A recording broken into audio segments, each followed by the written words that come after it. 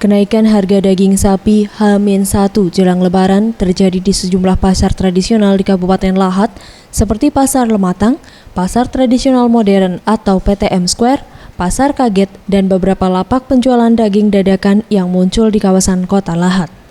Harga daging sapi yang pada hari biasa dijual seharga Rp80.000 per kilogram naik menjadi Rp140.000 per kilogram. Sementara harga tulang yang biasa dijual berkisar Rp60 hingga Rp70.000 per kilogram, kini naik menjadi Rp100.000 per kilogram. Menurut salah seorang pedagang daging sapi di Pasar Lematang, Surah menuturkan, naiknya harga jual daging disebabkan modal yang dibutuhkan untuk membeli daging dari agen memang sudah tinggi, yakni sebesar Rp120.000 per kilogram. Harga dagingnya sekarang per kilo Rp140.000. Kalau tulang Rp100.000 kami jual.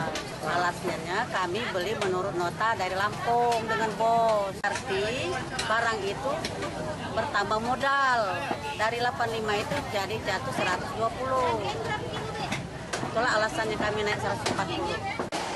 Sementara itu, salah seorang pembeli, Sulastri, terpaksa harus membeli. Ia berharap harga daging dapat lebih murah saat Lebaran. Agak keberatan lah.